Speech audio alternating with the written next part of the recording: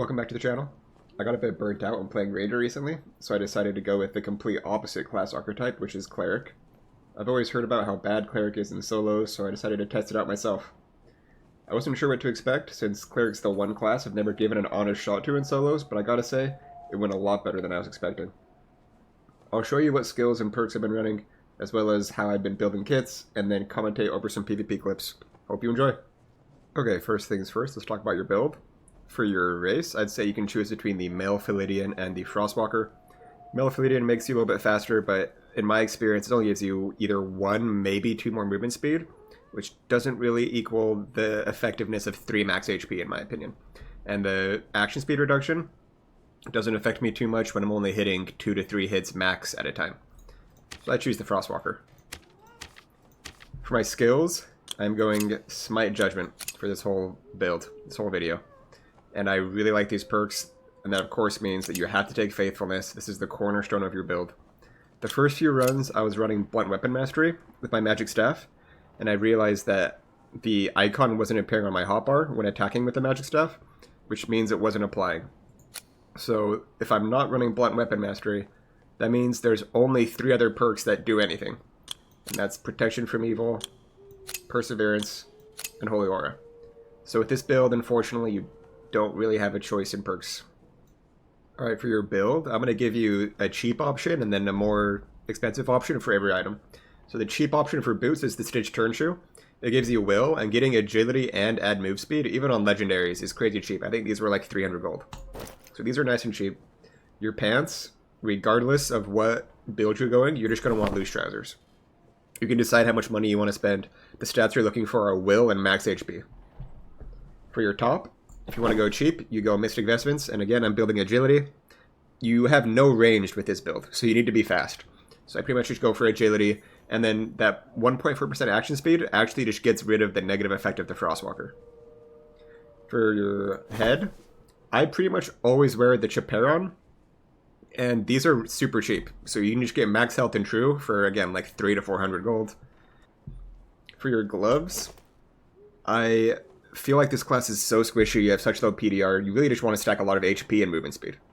So again, I'm going Reinforced Gloves with max health and will. These can be pricey. The blue ones, or the rare ones, are usually about 300-ish.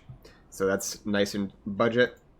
For your cape in a cheap build, I would say you can pick between the Splendid Cloak and the Vigilant Cloak for more HP.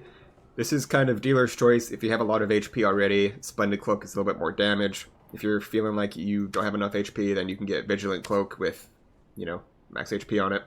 For your rings, I usually go Rings of Vitality with Add Magic. These are like 250 to 300 each a pop. And this is, the more cheap builds, I'm going Add Magic instead of True. Necklace, again, very similar. I want HP and magic damage.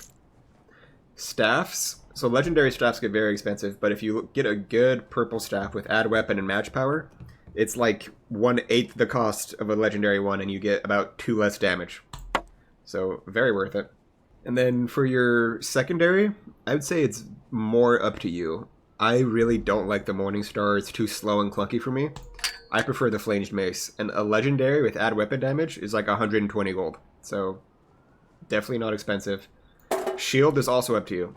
The Heater Shield is way, way better against Rangers in particular, which in my experience is the hardest matchup for this build.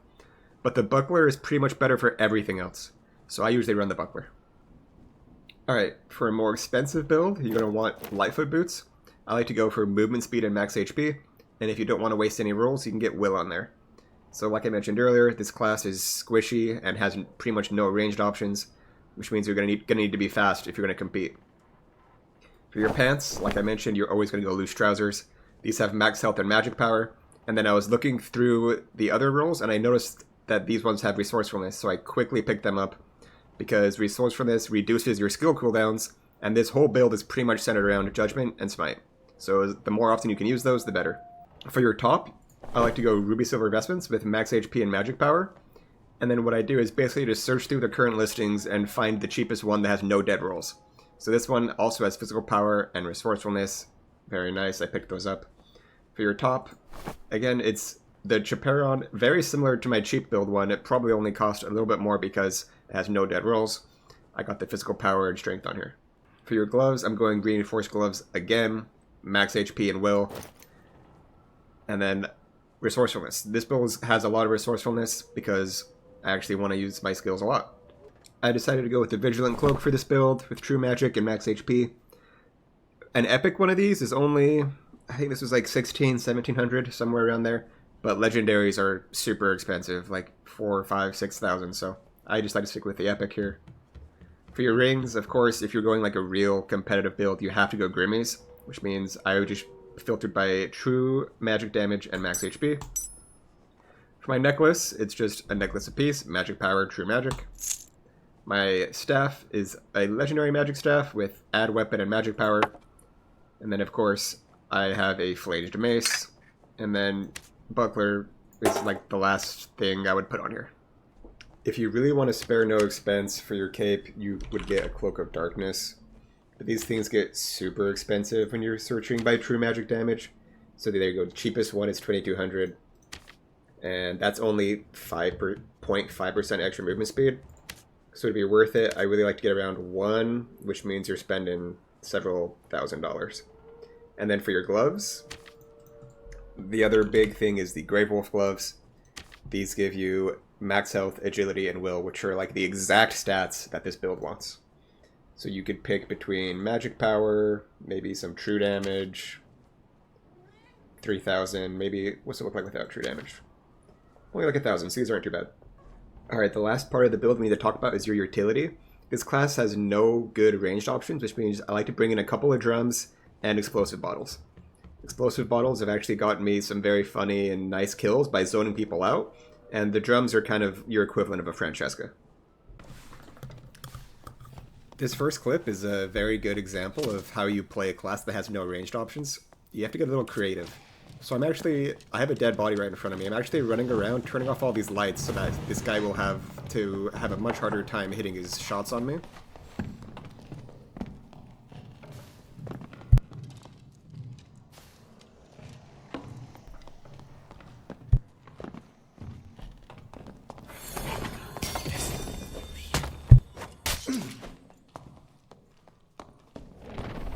I actually couldn't see him here, so I wanted to run away and reset this.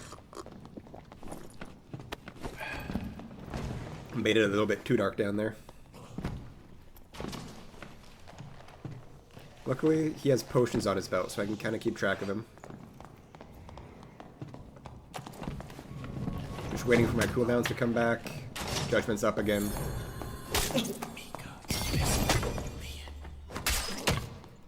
There you go. Judgment 2 hits.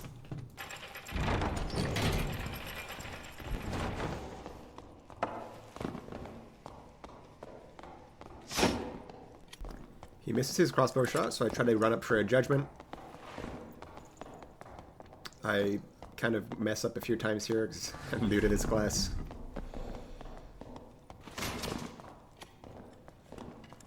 So here I try to commit for a judgment, and he pulls a good 180, but that's why I need movement speed. And then of course there's another person, Goblin Caves moment. At this point I'm just running for my life, hoping that the wizard fights the fighter.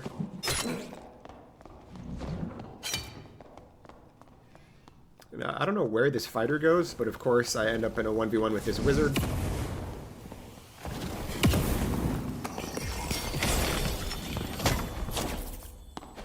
Easy peasy. So I see some pots over in the darkness over there. Looks like a rogue. So again, this is where you can use the throwables. If you want to BM, you can hit the drum a few times. Smack.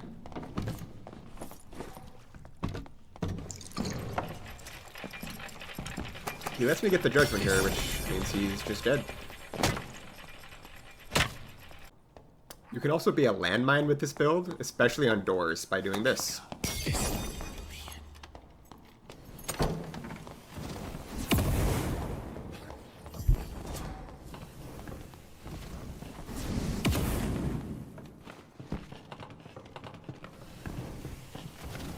Just trying to bait out as many spells as possible here.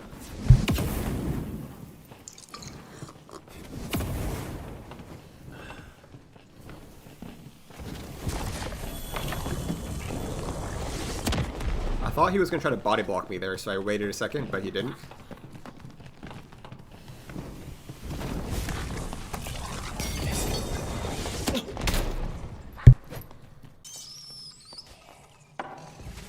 This is another clip of the nuclear cleric landmine. This one's got a little fun trick with the explosive bottle here, though. So he's trying to run to that door, and I'm thinking, okay, I don't want him to open the door. So I block off that, forces him to jump down. I got him right where I want him.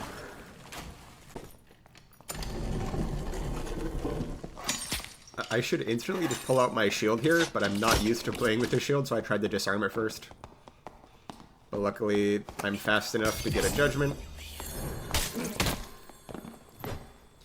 But rangers are still faster than me, so that's why you have drums. You can do the same judgment through the door trick when a barbarian's trying to crush a door. It's a very useful timing. And this is why the felling axe is called the failing axe, because if you miss like that, you are definitely in trouble. I mentioned earlier that rangers are the hardest matchup, and this is how I typically try to play it. So you run with your shield out, you want to jump and try to look down so they're not going to shoot your legs. If they don't have backstep, it's pretty manageable, but if they do have backstep and they're good at b-hopping, I think your best choice is to just run away. So I end up killing this guy. Looks like I'm getting third-partied by a longsword fighter. Thankfully, I have a lot of longsword experience, so I'm not too worried about this guy.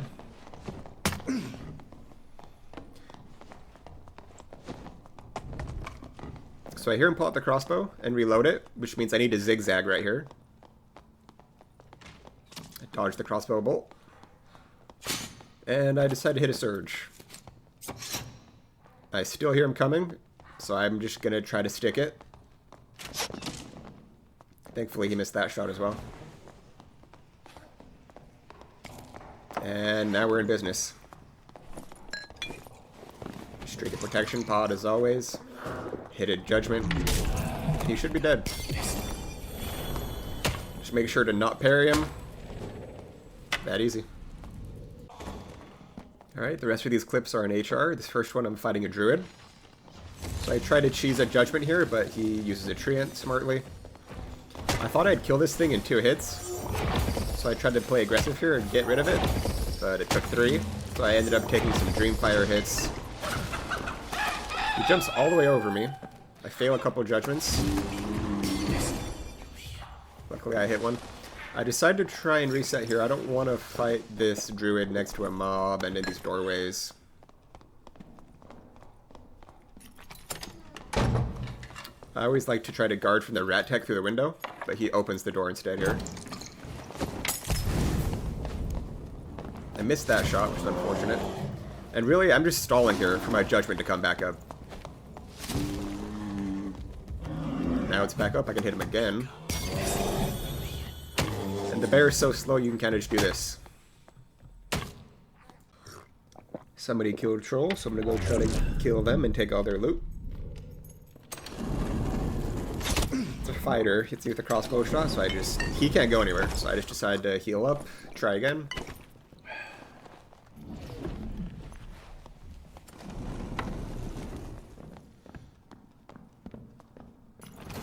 He was not expecting this judgment, I don't think.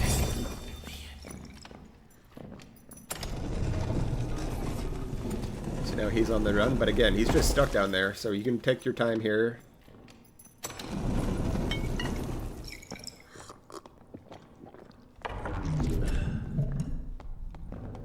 Trying to bait out the crossbow bolt. He misses, and I go. Use some zoning techniques here, so he's funneled into one direction. Hit another judgment. And just don't parry him.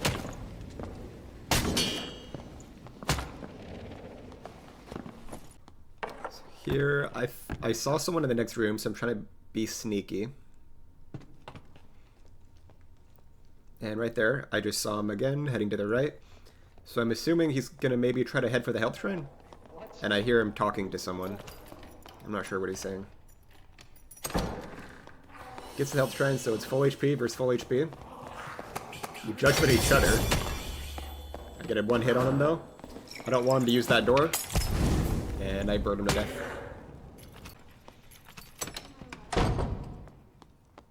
So Warlock runs up on me here. Give him the movement. He instantly phantomizes, which is a little interesting.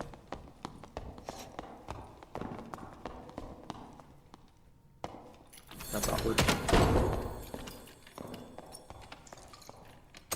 When you're chasing someone, especially in the Goblin Caves, where you're going to get third-partied a lot, you need to make sure to close doors behind you. That way people don't know where you're running to.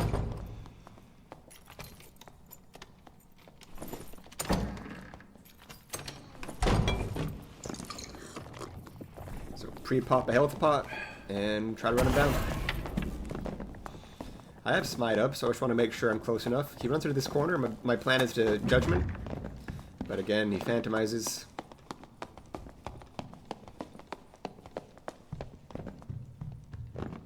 He has a good little juke on me there.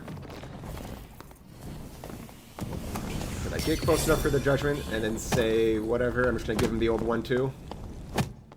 That's good enough. Start looting.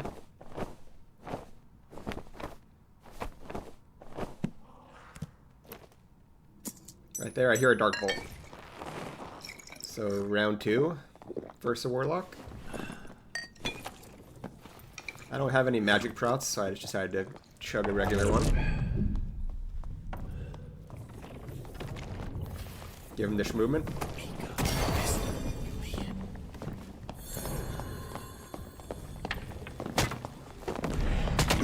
He hits me with the Blow of Corruption, but thankfully I'd already hit him with another hit and a Judgment. And I hear another person over there.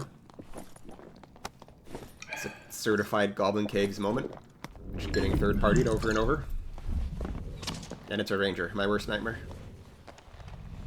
So with Rangers, you have to be creative if they're actually good at kiting. So let's see what I can do here.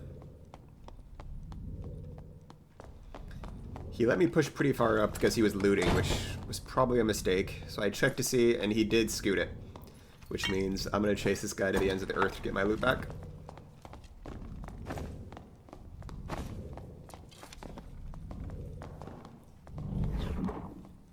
Trying to get him to blow his triple shot here. Get him mad. Give some L's. And there, he just got rid of his triple shot, so I decided to push.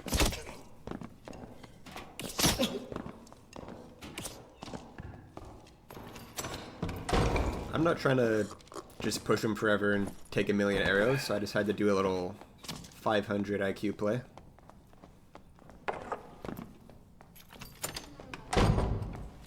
He thinks I'm through that door, but I'm not. And he has no idea what's happening. Anyways, guys, that's it for this video. Really appreciate it if you made it this far, and thanks for watching.